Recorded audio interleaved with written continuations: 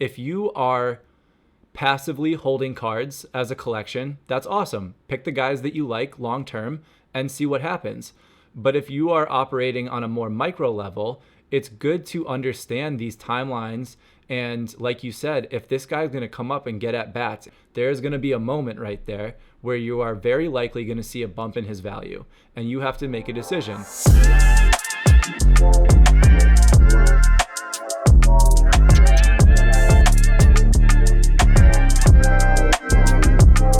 What's up, Candy fam? My name is Nate. This is Talking Candy, and as I've stated in the past, prospects are a bit of a blind spot for me. So I brought on my buddy Devin. Devin, what's going on, man? How you doing, Nate? Glad to be here, man. Devin's Glad to be a here. Devin's a huge prospects fan. Loves prospecting. Loves doing the research. Why is it? I mean, you obviously you are the head honcho when it comes to figuring out the young guys on our shared fantasy baseball team. But what is it that makes you love prospects so much? Why do you have such an interest in it? I'll tell you, it goes back to a guy that you probably know, really big Yankees pitcher in history, Philip Hughes. I don't know if you know who he is, but I had a card store, a sports card store that was 5 minutes from my house growing up, and me and my uncle that was how we used to kind of bond. And I went down to the sports card store, bought a pack of cards back in '04, pulled a Phil Hughes rookie auto, and you know what they say, the rest is history, right? One good pull will make a big difference on a young baseball fan for sure. Oh yeah, and I haven't looked back since then. I am prospecting on a daily basis, whether it be in candy with the Uncut set or Bowman cards. If Bowman's first, if anybody knows prospects, first Bowman cards are kind of the first card that comes out, licensed card that comes out for prospects in the sports cards world. So I'm all about that, and I'm in a 30-team, 50-slot dynasty league where you hold 25 prospects, and that's kind of where I do a lot of my prospecting and do a lot of my research. Makes sense. I know that you taught me everything about Bowman, first Bowman, a couple of years ago. I've got way too many Gavin Lux cards. That did not work out. But yeah, so this will be fun. Haven't gotten super detailed with the Uncut Diamond set yet, but you and I are going to take a much closer look now, try and simplify a not so simple conversation. But let's start by just taking a look at the basic numbers when it comes to the Uncut Diamond set. This is a pretty simple set on the surface. You've got one card per team. Each major league team has their prospect. In some cases, it's their number one prospect. In other cases, it's not, but it's usually somebody of particular interest. So you've got 30 total cards. There were 8,400 packs. They retailed at $50 a pack back in October of 2021. And currently the floor has been hovering right around $600 per pack. So obviously the entire project has appreciated fairly greatly. But like I said, we tried to simplify this, and the simplest first bucket that we put everybody into was this first tier. And we struggled to decide what we were going to do with Julio Rodriguez, but Torkelson, Witt, and Rushman are all very blatantly in this first tier. And we kind of used the two categories of their talent level and how close they are to getting called up as the two main factors that we're looking at. Obviously, there's a lot more to it than that, and we've got some basic data here, but I'll toss it over to you. Why, this is the simple one, but why is this the tier one for you? And why did you choose to include Julio Rodriguez in here as well? Nate, I'll tell you, these four guys on most prospect lists out there, including the MLB pipeline prospect list, these four guys are the top four prospects in baseball. Now, there's different lists out there that a lot of different people, whether it be for sports cards or MLB readiness or call-up readiness, or it could be for dynasty leagues like I mentioned. But these four guys are the four guys that have the most talent in the entire prospect pool in the minor leagues, and also they're probably the four guys that have the biggest shot of hitting the major league roster on April 7th. Now, we could go guy by guy here, talk about Spencer Torkelson. He's looking to be the first baseman starting this year for the Tigers. This guy has 30-plus homer power on a year-in, year-out basis. He also has very high OBP. I mean, I'm an OBP guy. He can get on base at roughly 40% of the time, and that's pretty dang good. I think he had around 389 OBP last year, roughly.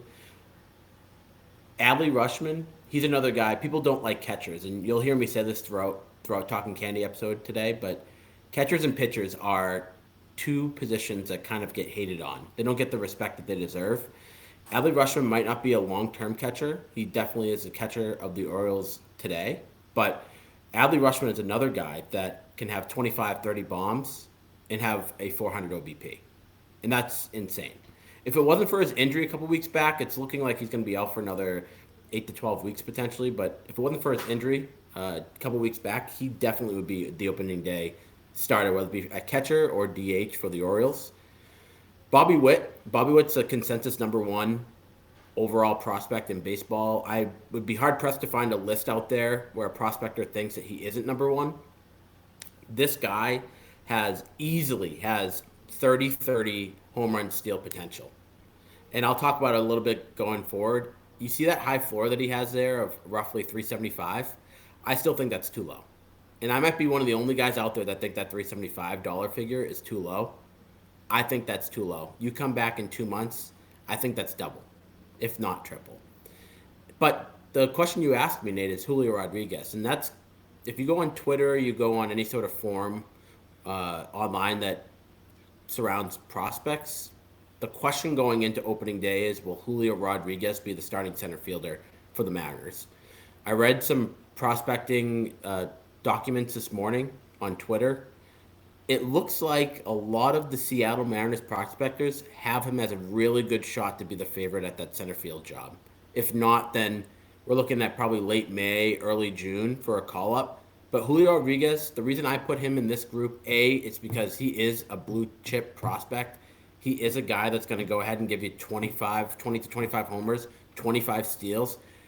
And Nate, he had a 440 OBP last year in the minors. 440. That's ridiculous. So if you can even emulate that in the major leagues, you're talking about a guy that has all-star potential year after year after year. And I think he has a good chance to start the year in the majors this year. He's probably the least likely of the four, but he is top-tier talent like the rest of them. Love it. Yeah, and, like we stated, the two main categories being the timeline to call up and their overall talent. These guys have both factors in spades, and meant to say it at the top, again, this is not financial advice, but we are looking at prospects with a little bit more of a magnifying glass because there's a lot more risk involved here.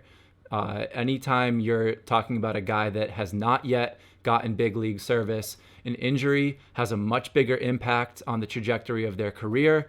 If they go out for 8 to 12 weeks or 8 to 12 months, Rushman, this tier is in its own category. These guys are going to get a look. They're going to get a fair shake. But some of the guys in the next buckets, an injury in spring training or an injury at minor league level, it can derail their career. And so there's a lot of risk here. So knowing and understanding not only their talent as a player, which obviously is the first thing that people like to talk about, but understanding what their path to a shot at the show is really, really important. So that's why these guys are in a category of their own.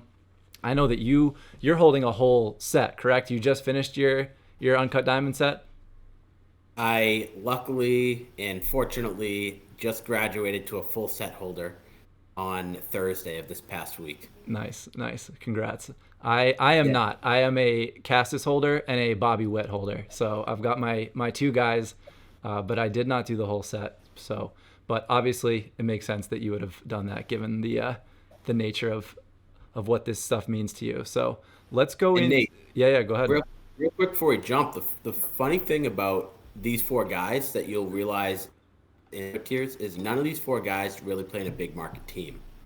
Do you have guys that are in other tiers that are in the set that play on a New York or an LA Dodgers or an LA Angels? And the list goes on and on and on. You mentioned Cassis at Boston Red Sox. These four guys play in relatively small market teams. You could make an argument that Seattle isn't maybe, but otherwise, these are guys that are going to be a face of a franchise for a long time, which is why I think it also separates them from maybe the other 26 guys. which makes sense, right? These guys are first round picks in the last 3 years, 4 years, so it makes sense that they would be on bad teams in theory because those are the teams that get those top picks. J Rod a little bit different, but he was taken back in 2017, so the Mariners weren't quite what they are now. Then they were struggling a little bit more, so that adds up a little bit. But yeah, to your point, as we jump into these next couple tiers, we're going to see some of the bigger market teams, and that helps buoy their prices a little bit too. It can be inflated, and like you said, factors of are they a hitter or a pitcher? Are they a catcher if they're a hitter? How big is the market? These are all factors that go into collecting, whether it be prospects or MLB players. So all good things worth considering. So I'm going to jump into what we are calling tier 2. I will say that we struggled with what to actually title these. They would have been tier 2 and 3 probably would have been more appropriately 2.1 and 2.2 or 2A and B. Really, they're just two different categories. Both are going to have anomalies. So again, take this all with a grain of salt. We're trying to put this into more easily defined buckets, but every player kind of has their own story. And so we are going to touch on those. In this particular bucket, we're looking at guys of very high talent, but that are not quite at the point where they're going to get called up. They could see action by the end of 22. Some of them, it won't be until next season that they'll get action, but these guys are just a little bit further away. And so while the talent is there, the fear of what could happen in the interim is part of the risk baked into these guys. So a guy like Jason Dominguez, only 19 years old, highest level is A-ball. So yeah, he's got all the talent. He's in New York. There's a lot going for him, but there's also a lot of risk with a guy that's just nowhere near the bigs yet. So again, I'll toss it over to you for how you want to run through this bucket. Yeah, I mean, the first thing you kind of just touched upon him, but the first thing that I want to point out in this bucket of 6 players is Jason Dominguez. He is, to me, from a prospector, he is a sore thumb that sticks out here. What I mean by that is this guy really doesn't have a call-up date until 2024. But anybody that prospects knows, and especially anyone that collects sports cards, knows that Jason Dominguez had the hype around him that nobody else has had the hype around in quite some time. So you have your Bobby Witts and your J Rods and your Rushmans, but Dominguez last year, the hype was insane. And they call him, Nate, I don't know if you know this, but they call him the Martian because he's out of this world. And he had his first MILB season last year, and unfortunately, he disappointed a little bit. And because of that, you've seen in the sports cards world, you've seen his prices drop a little bit. You can see that his price for his floor here in Candy is a little high compared to some of the guys that are above him. I mean, his floor is higher than, I believe, if we go back, but his floor is higher than Rushman. So you have a guy that has all the potential in the world. Struggled just a little bit when he came on board last year to play for the first time in the U.S. But his price reflects his height. And he is a sore thumb that sticks out here because of that, because of how long it's going to take him to get to the major leagues. I'm going to jump a little bit to the right here with Tristan Casas, and he's a really good example of a guy that if he was on another team, he would have a shot this year. But you got to look at that Boston lineup and see from top to bottom how good it is. I mean, he's battling an uphill battle. But he's somebody that I believe in. If you go to a site like Fangraphs, they believe he's going to get about 100 ABs this year. He's probably an injury away from a Bobby Dalbec type of guy. Probably an injury away from making it to that big league squad and having a spot. But he's probably the most intimate of coming up to the major leagues as everybody else on this list. And then what everybody else on the list has in common at this point is they're pretty much, obviously depending on the list, they're pretty much anywhere from top 15 to top 40 prospects in the MLB.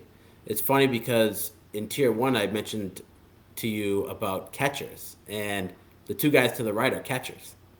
And it's funny because like I said, in the sports card world, catchers and pitchers, they just don't get the respect and the love, and they do here in Candy, and I love that.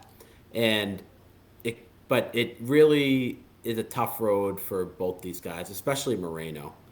Moreno's a guy that on the list that I use, he's a top 15 guy. he has a lot of a big uphill battle for him to get to the major leagues. Talk about another stacked lineup from top to bottom, but mostly he has three catchers that are above him on the depth chart there in Toronto. He has Danny Jansen. I'm going to forget one, but he has another top prospect, Alejandro Kirk, who was a top 100 guy that's MLB ready. And that's going to be taken away from ABs from Gabriel Moreno. So, a big question mark for him. Do we see him in late August? Do we see him in early September? Or do we see him come May or June in 2023?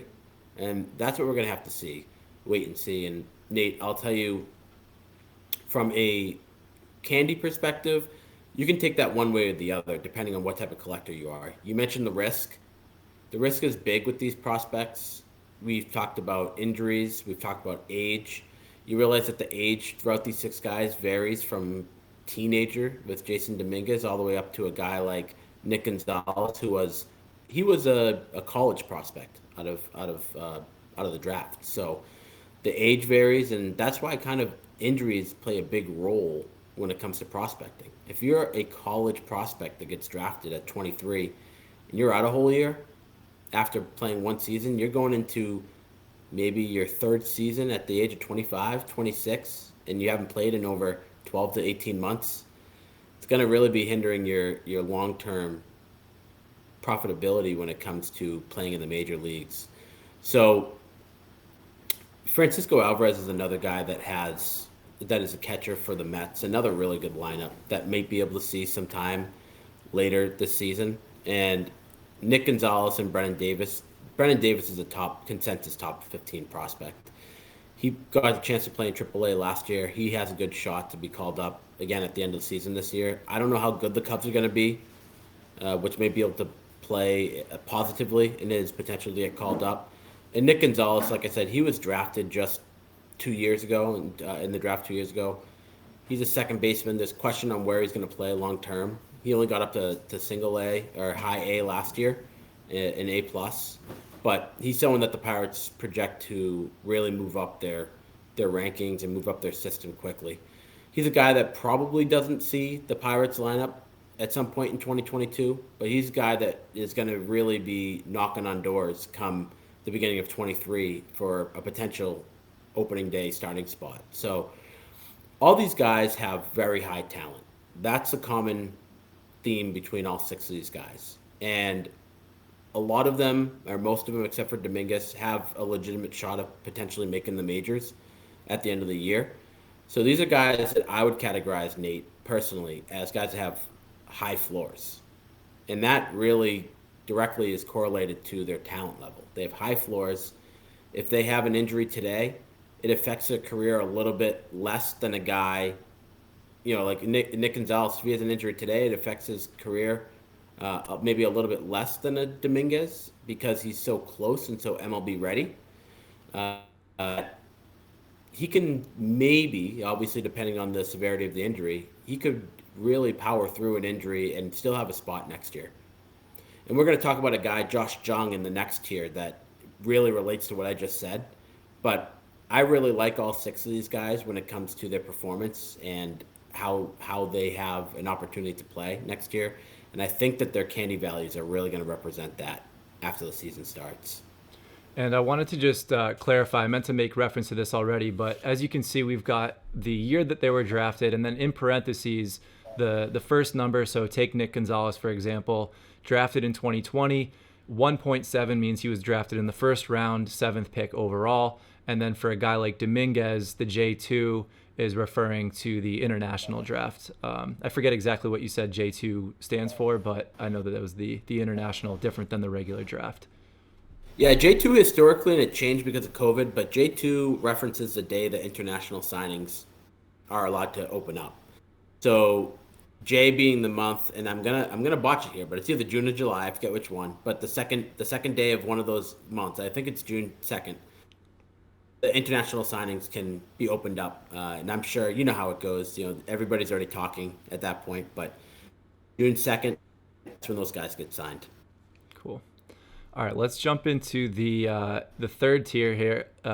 Again, there are going to be some some complaints about where we placed guys, and we struggled with some of them. CJ Abrams gave us the most, the biggest headache out of anybody in determining where to put him. Neither one of us were thrilled with him in this category, but he's his own conversation as well, which we're obviously going to get into. I also think that it's interesting to talk about Abrams prior. What were we saying about Abrams a month ago, before we knew about the Tatis injury, before he started to go off in spring training, which is obviously a very small sample size and a risky thing to be putting a ton of weight in, but that's how this goes. That's how the baseball market goes. Something happens in the timeline of a player's career. Somebody gets hurt, an opportunity presents itself. That's going to dictate the perception of that player and the value of their cards. We saw CJ Abrams' volume go up significantly in the last Talking Candy podcast that David and I did, and it was because of all of this narrative around him. So, like you said, Jung is an interesting story as well. But yeah, what do you? And just to summarize the top here, and this is why we don't like CJ Abrams here, but talent, medium high. But this is a bucket of guys that are more likely to get action this calendar year, this season. They're much closer to the majors. So except for Abrams, these other five, again, maybe Jung, different conversation, but as a whole, these are guys that are not quite on the level of the last two tiers that we talked about talent-wise, but because they're so close to getting a very real opportunity in the bigs, they've got they've got a higher floor baked in because of that factor, and knowing that they're going to get a shot. And so even though they might not profile as the most talented guy in this whole 30-card set, because they're so close and because they are an MLB prospect, they have the opportunity to write their own destiny. And so an injury isn't going to derail them in the minors if they're already up in the bigs getting a look. So I'll toss it back over to you. What do you got on this bucket? Yeah, just like Dominguez was a sore thumb here in tier 2, Nate, you kind of just mentioned it. Abrams, Nate and I went back and forth all day today and yesterday talking about where we put Abrams. Abrams is a guy that is, again, I've used this word a lot, but a consensus top 7 guy in almost all lists that you go to. He's all the talent in the world. I just talked in the last year about guys that were unfortunately behind some stacked lineups, and that's kind of where Abrams is as well. Nate, you referenced the Tatis injury. There's a little bit of debate on how long Tatis is going to be out. I'm thinking it looks like 3 months.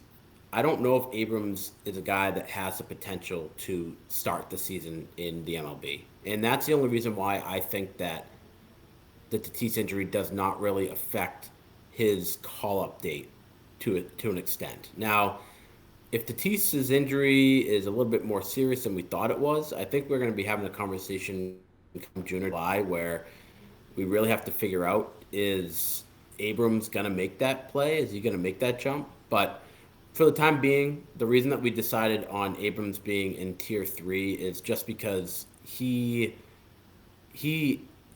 probably won't make the majors this year. But his talent level, don't be fooled. His talent level is not necessarily medium high. He might very well be the fifth most talented person in the set behind Rutschman, Witt, Julio Rodriguez, and Torkelson. So I'm a huge CJ Abrams believer. I'll say it now. I think, Nate, we were going to kind of touch upon it at the end, but I'll say it now. I think that his card has the most potential value. He's the guy I am going out and buying today based off of his floor. He is my number 1 guy. So he sticks out like a sore thumb here, but it has nothing to do really with his talent. It really just had to do with the fact that he didn't really have a home necessarily in any of the tiers. But yeah, really, he probably deserved his own slide, but it was easier to throw it in here and then just clarify. Yeah. So outside of him, the other guys have all of one thing in common. They're definitely going to be playing this year in the majors, bearing an injury, of course. All 5 of the other guys will be playing in the majors this year. And there's one guy in this list, too, that I want to spend a little bit of time talking about because he all but did have a starting spot racked up. And this is a common theme today as Nate and I are talking, but injuries can derail a prospect very easily. And that's the guy I'm talking about is Josh Jung. Josh Jung all but had the third baseman spot locked up hard coming into the spring training season. You got to think, we're not talking about the Texas Rangers of old here either. Texas Rangers made some really big moves this offseason with Corey Seager and my man Marcus Semien. Love him to death as well. I think he's undervalued, but that's just me. But Josh Jung was going to be in the middle of this pretty good Texas Rangers lineup. And then he had a potentially season-ending injury. So this guy, I think, Nate, going back to when Candy released the packs and the marketplace opened, I think I had said to you probably 10 to 15 times, buy Josh Jung, buy Josh Jung, buy Josh Jung. And I firmly believe that because he was the guy to me that had the clearest path to the majors in the entire set. And unfortunately, that isn't necessarily the case. But if he does come back this year, I think that Josh Jung has a really good opportunity to have some major league playing time. He did tear it up last year in AAA. But I wanted to let it be known as well. Josh Jung got hurt last year also. So he missed time in the minor league season. That scares me. That scares me. So when I'm thinking now about who I really want to invest in or add to my collection, Josh Jung is a guy I want to add to my collection, but I have an asterisk next to that. I know that I'm kind of adding some cards to my collection of somebody that might be hurt long term, or might have injury issues. When it comes to some of the other players on this list, this is the first time we're gonna reference a pitcher or two here. We got Nick Lodolo and Cade Cavalli, both guys that made it up to AAA last year. Cade Cavalli had a little bit of a different experience in AAA than Nick Lodolo did, but Cade Cavalli had probably one of the best years for a pitcher in AA last year, one of the best. And luckily for him, he got the opportunity to move up to AAA, where he got hit around a little bit, knocked around a little bit. I had the pleasure of, I think last Saturday, I had the pleasure of watching Cade Cavalli pitch. It was either 2 or 3 innings with 5 or 6 Ks, no runs. He looked stellar out there in West Palm Beach. Palm Beach Cardinals represent. But Cade Cavalli he's another guy. He's a right-handed pitcher that has all the potential in the world. I think he doesn't really have that big of a talent stream ahead of him when it comes to starting pitchers in Washington. I think that Cade Cavalli is a guy that we see by midseason next season. By next season, I mean 2022, potentially in that roster. Another guy that's just 1 or 2 injuries away from having a solidified spot in a rotation, an MLB rotation. And then Nick Lodolo is a guy I really, really like. Again, another guy that unfortunately has some injury history.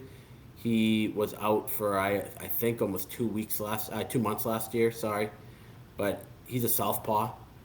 He plays for the Reds. The Reds just traded their best pitcher, arguably, in Sonny Gray a couple weeks back. They're making room for Nick Lodolo and another top prospect, Hunter Green. They're making room for both those guys in that rotation. I expect Nick Lodolo to start the season in AAA, but I do not expect Nick Lodolo to be playing in AAA by the end of 2022. Those are both 2 guys that I feel really comfortable and confident in bringing into my collection as much as I can at the right value. And then the 2 guys we have on the left are 2 guys that have been top prospects for probably 2 or 3 years in a row. You have Alec Thomas, who plays for Arizona, and then you have Nolan Gorman, who plays for the Cardinals. So Alec Thomas is a guy that, I'm not going to lie with you, Nate, he's not a guy that I've really been following big time since he came into came into professional ball. I had to check up his stats to do a double take, but he's a guy that will get you 15 home runs, 15 stolen bases with ease, and bat over 300 on a yearly basis, coming in as an outfielder.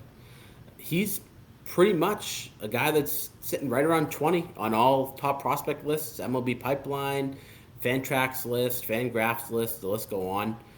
He's a guy that's in the top 20. He makes a lot of contact. He's a good defender. He can hit the ball well. He's not going to be your guy that goes out there and hits 30 home runs. And we all know that that's it is one of the most exciting parts about baseball. So he's someone that I like to add to my collection. And again, for the right price, I will be adding him to my collection. But I don't think he's one of those guys like a Torkelson or an Adley or a Witt that are going to be flashy, hitting sky high home runs out of that ballpark out there in Arizona.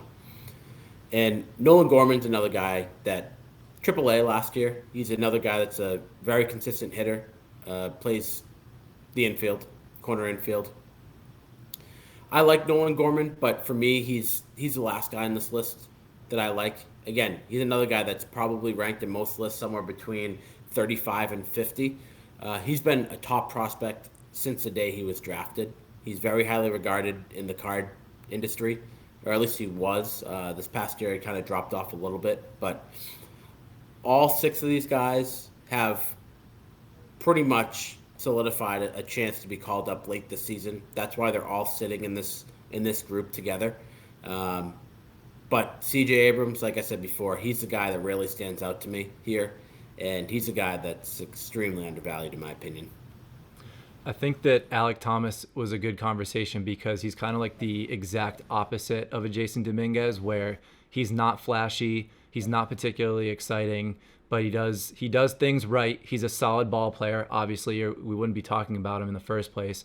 But again, he's got that path to the MLB, and with that comes as much upside as anything. If you're going to get an actual shot to prove yourself, then after that, it's up to you. So love the contrast between a guy like him and a guy like Jason Dominguez. So that I love an Alek Thomas guy. He's the type of guy that you want on your team, right, Nate? Because he has an ability to go for 20 homers, 15 stolen bases, get on base 40% of the time. He can do that. So he's just, I'll relate it since we're from Boston. I'll relate it to, he's just not going to be David Ortiz. He's not going to be Manny Ramirez, right? He's more of like a Verdugo type in the sense that Verdugo will get you, 15 homers, 20 homers. He's a fan favorite. He can get on base, but he'll never be the David Ortiz of Arizona. A little PD action, a little Dustin Pedroia. Yes. All right, so those are the three main tiers that we broke the guys out into. Obviously, there are more players on the list, but there were three guys in particular that we wanted to highlight. We didn't put these in any of the three buckets, but they each had their own storyline worth mentioning and worth walking through. So Cespedes is the younger brother of Yoenis Cespedes. There's some name value that's getting baked into his price right now. Plus, he's having a pretty good spring. So, but his price is a little bit more inflated than what I remember you were kind of referring to him profiling as a month ago. And then Stott and Soderstrom have their own storyline as well. So, what do you got for me here? Yeah, I mean, let's start with Cespedes. I think that Cespedes has some flash because of his last name, like you said. If his last name wasn't Cespedes, he wouldn't be as highly touted as he is today. We mentioned age at the beginning. He'll be 25 before the end of the season. He was a J2 signing in 2021. So you got to think that being signed as a 23-year-old J2 guy, that's late. That's old. And to finish his second professional season in the U.S. as a 25-year-old, that's really old. And if we're really going to put him up against some of the other guys of his value, his floor is roughly $70. We talked about guys like Alek Thomas. We talked about guys like Josh Jung, Cade Cavalli, Nolan Gorman, Lodolo, right in that. Brennan Davis, Francisco Alvarez. I just don't see myself putting $70-ish into Cespedes when I can put it elsewhere in this set. It just doesn't make sense for me in particular. So obviously everybody has their own cup of tea, and he has a lot of power. But I would rather have my money elsewhere. Bryson Stott is an interesting, very, very interesting prospect. He's another guy that could be slated into tier 3 because he's relatively a top prospect. He's another guy that's probably ranked between 40 and 70 on most lists. And he's going to play in the majors this year. He most definitely will be playing in the majors this year. He was a first round pick back in 2019. Man, that 2019 draft, Nate, was loaded. Loaded. But he's another guy who was a first round pick in 2019. He's going to play in the majors. So you want to talk about a low floor, or high floor, sorry. He's someone that probably has a high floor because he's going to see at bats. And you'd have to think that if you see at bats at a major league level, you're probably going to see the floor of that card go up a little bit.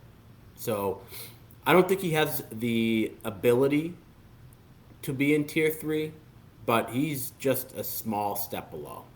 I want to touch on what you just said real quick. And again, none of this is financial advice, but if you are operating in this space, it's good to understand what the different potential opportunities are.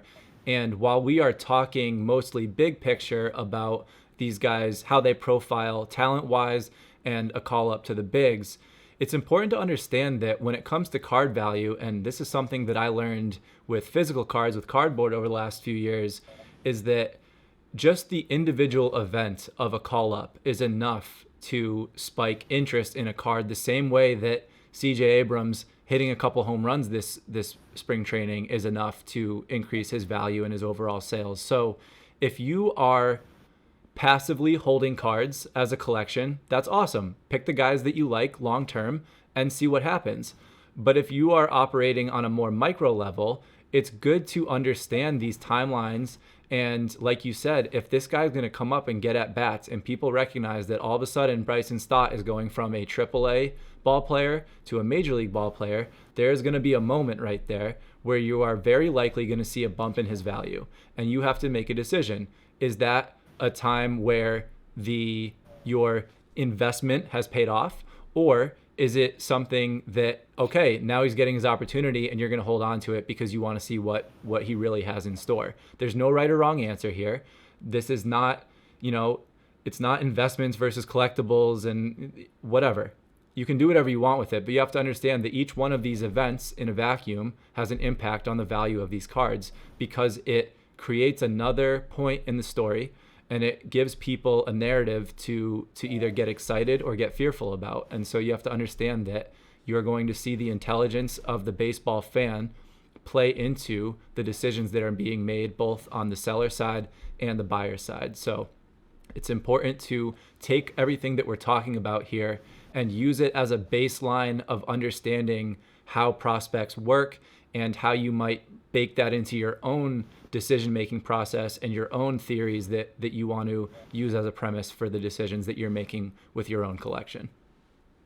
Yeah, big time. I mean, I couldn't have said it better myself. I really couldn't have. And Bryson Stott is a perfect example of everything you just said. So one thing with Bryson Stott is he's a shortstop.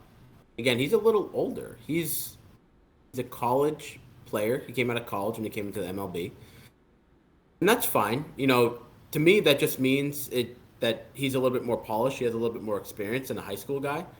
But he's going to turn 25 mid-season, which is a little old. And you have to remember, Nate, that just like in any other industry, COVID really affected some of these prospects. A lot of these guys that weren't close to the majors, they didn't play in 2019.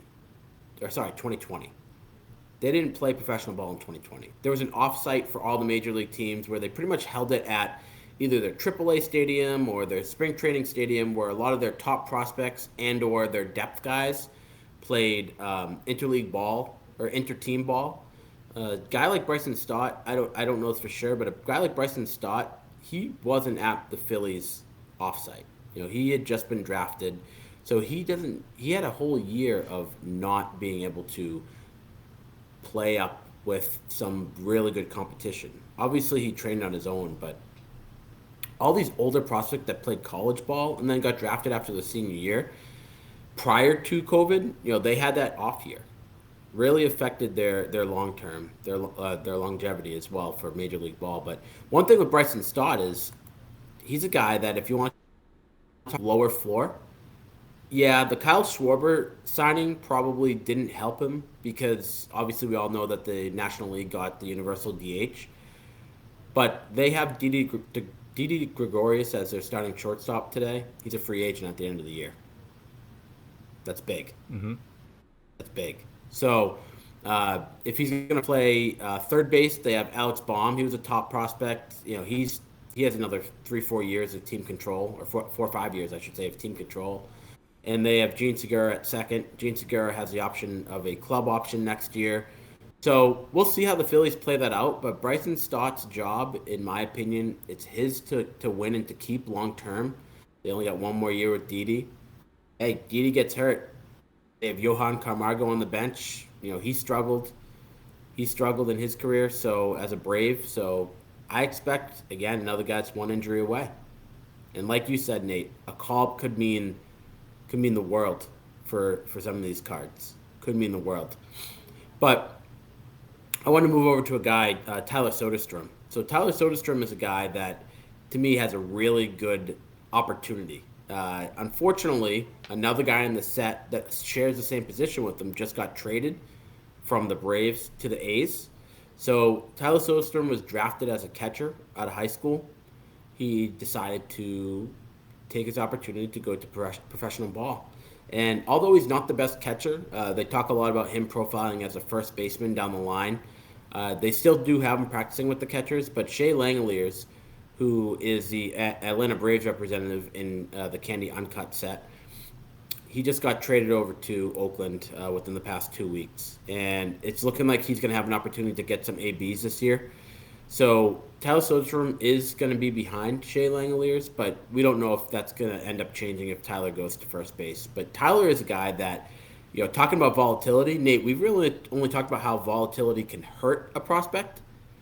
Tyler Soderstrom was drafted in the 2020 draft very late in the first round, and he was pretty much right around draft time. He was probably like a 100 to 150th prospect, had a great season, and now he's a consensus top 25 to 35 guy. So volatility goes both ways. It really goes both ways. So he's a very young guy, 20 years old, only got up to A-ball last year, but he walks a ton, about 11%, 12% of his ABs, or his PAs, I should say, plate appearances, he walks. So he's a guy that's going to get on base a lot. So he's a guy that I look at and I see a $50 value. I understand that it's a little risky to take a guy that might be 2 years out, 3 years out from the majors. But at that value, I think that he's worth a look. He's worth a look. And like you said, Nate, this isn't any financial advice, but he's a guy that I have a lot of high hopes for. And if he continues to profile the way that he has and learn a second position, his value goes up even more. And to your point, there was a quarterback. I think he played for the Patriots, I'm pretty sure, and he was drafted 199th overall, and that worked out pretty well. So at the end of the day, nobody really knows anything. Each one of these guys is a human being who loves to play baseball and is going to go out there and give it their damnedest to make a career out of it. So any one of these guys that has a card in the first place has a shot. It's just important to understand that there is a likelihood factor in there that comes from a lot of different things. But at the end of the day, nobody really knows anything. Any one of these guys could go out there and prove everybody wrong or prove everybody right. You just don't really know until an opportunity presents itself. Drew Bledsoe gets drilled on the sideline, and the rest is history. So that's why they go out and play the game. These sports are demanding. They come with injuries. Opportunities present themselves, and when guys step up in a big moment, it can rewrite the entire timeline of their career. So nobody knows anything. Collect guys that you like and see what happens. We're all here because we love baseball at the end of the day, and that needs to be at the center of everything that we do. Because if it's not, you're setting yourself up for some serious disappointment. Let me say one more thing about Tyler Soderstrom, Nate. When I prospect, whether it be cardboard, whether it be candy, whether it be dynasty baseball, I think a lot about the organization that players play in. So you got to think about Oakland, right? Oakland just traded their two best players, in Matt Chapman and Matt Olson. So Oakland's actually rolling out, I saw this the other day, Oakland is rolling out for the first time ever a team that does not have, when it comes to Yahoo Fantasy Sports, does not have a single top 200 player. Wow. That's crazy, right? So what does that mean for their prospects? That means that if they don't perform well, their prospects are going to get the opportunity to play. So Tyler Soderstrom, I think a lot about him as one of my favorite players of all time, Josh Donaldson. Came up with the Oakland A's, right? As a catcher. And wasn't the best catcher. Kind of had the same profile as Soderstrom does. Moved over to third base. The rest is history from there. Josh Donaldson has had a great career over the last 10 years. Uh, Tyler Soderstrom could do the same thing. And one thing about these Oakland guys is if they perform really well, they usually get traded to a high market team, like Matt Olson just did in Atlanta. I mean, Matt Olson pretty much is slotting in as the Freddie Freeman of Atlanta now. So Soderstrom, the sky's the limit for guys in Oakland in my mind because they have all the opportunity in the world to get to that major league team. So I think a lot about what, especially with pitchers too, because you got to think a lot of different teams with pitchers develop their pitchers a little bit better than others, like the Rays or the Pirates, or our favorite pitching staff these days, the Brewers. But you got to think about the team that the player is getting brought up with, and we understand that trades can happen at any point. That's obviously going to happen, but that does hold value when it comes to me. You got to think about that. Absolutely. So many different factors. You gotta know the big picture, and then you put it all together to make a decision for yourself. And my condolences on the Olsen and Chapman trades. Devin is a huge A's fan, A's and Red Sox. But yeah, that's tough. But it does play into your ability to understand, like we said, there's a different storyline for a prospect in Oakland versus Boston versus Philly. It's all different. Different training staffs. Tampa Bay is a perfect example of a team that develops the hell out of their pitchers. We've seen it for years now. So it's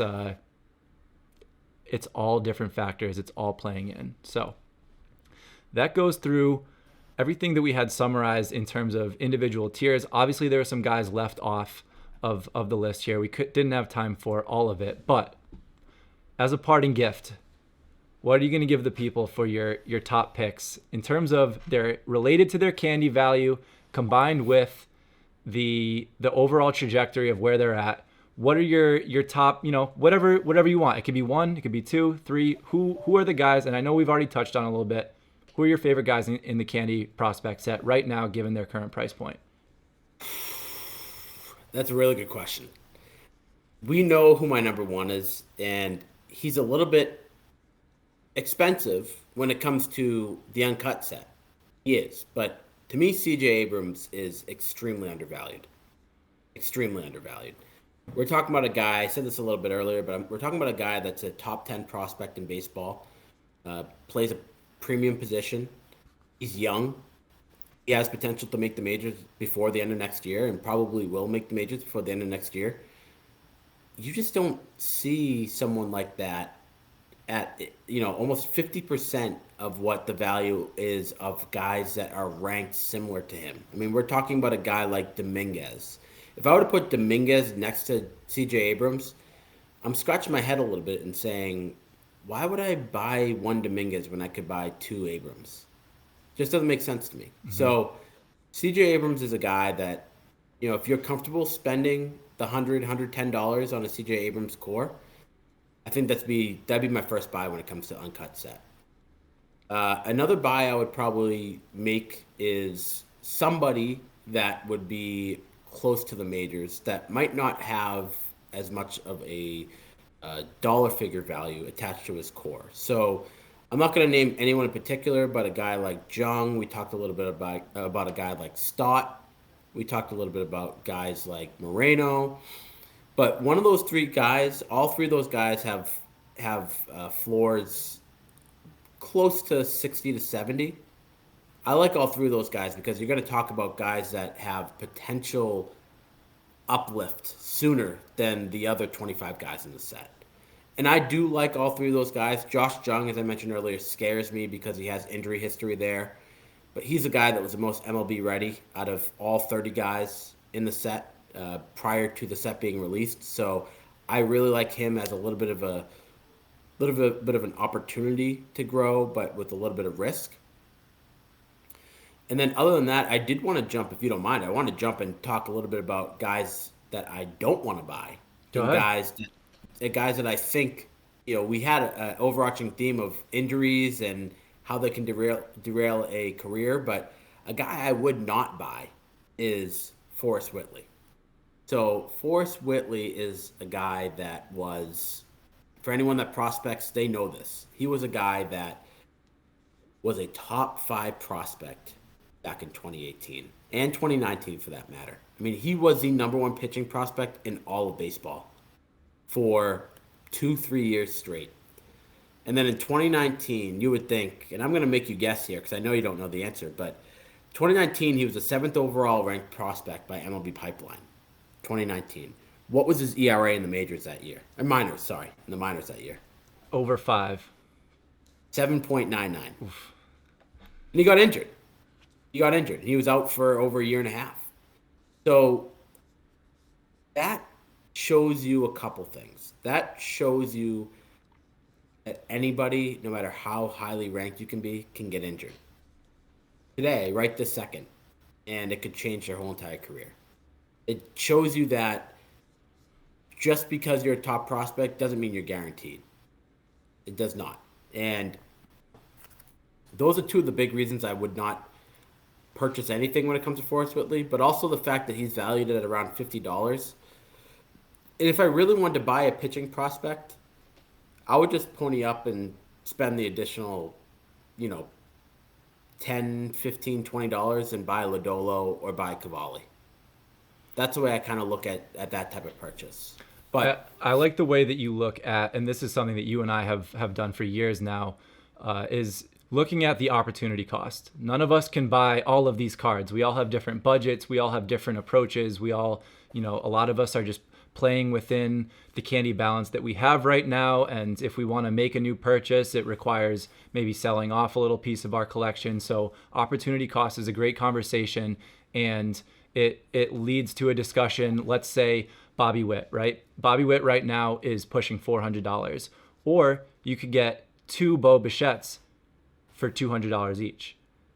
One guy is in the majors with all the upside in the world. One guy is about to start his career, also has all the upside in the world. But do those price points make sense? I mean, I hold one of each of those guys because I like both of them. But if you were just putting it in a vacuum and you had to pick one, or 2 of one or 1 of the other, it's all different risk. It just depends on what your style of fandom is. Which part of it do you enjoy more? Do you want to bet on a guy that is right at the beginning? Do you want a guy that's a little bit more established?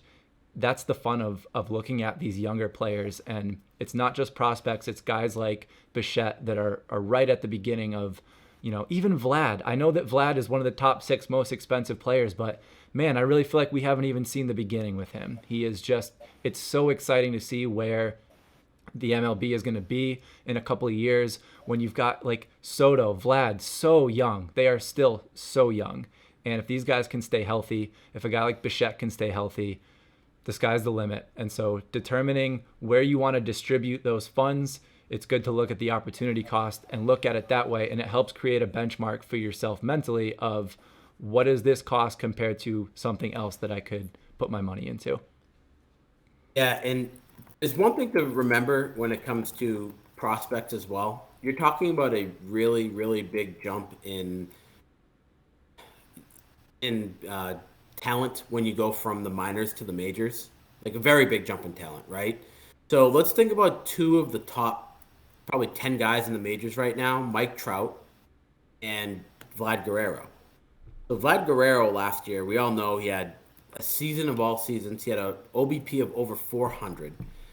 The guy was an animal. 45, 46, 47, 48 homers, somewhere in between there. And then Mike Trout, he speaks for himself. But Mike Trout's first season in the MLB, he hit 220.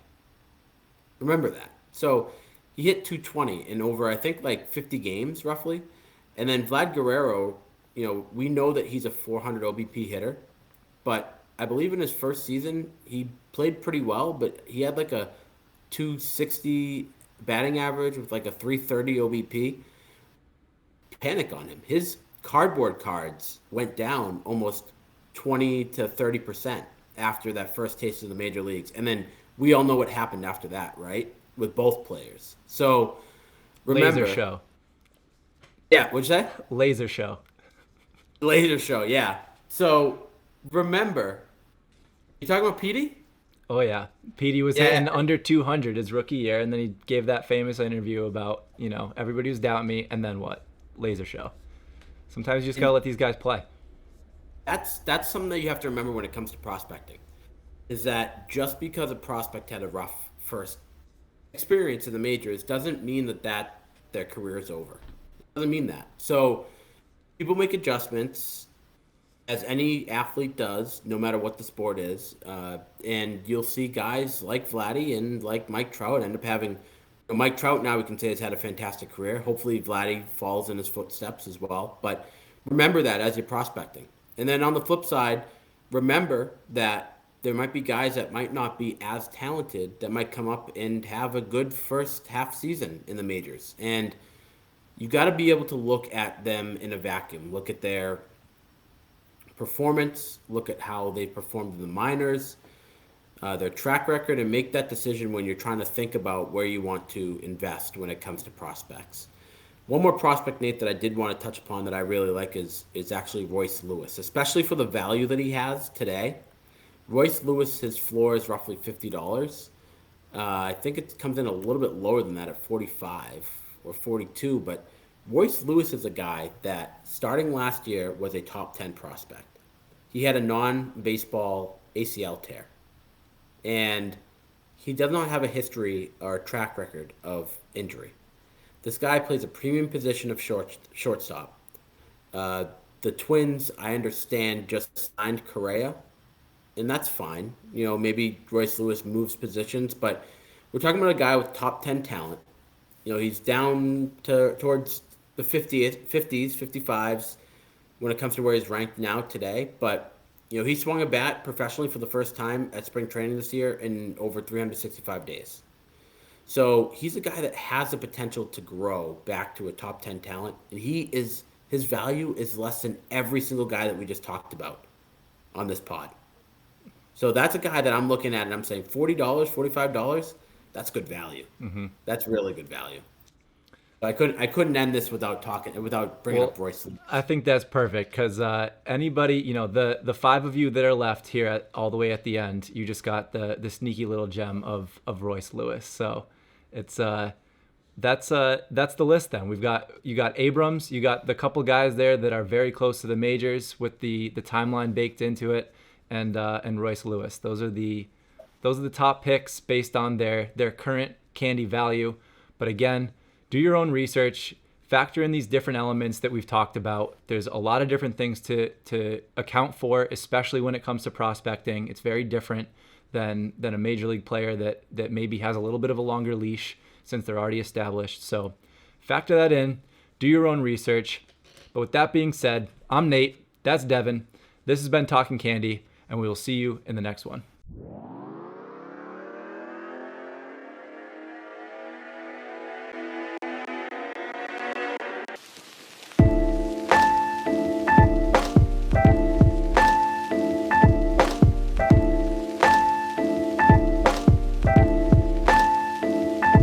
Check. The grills in my mouth double as a breeze. The grills in my mouth double as a breeze. The grills in my mouth.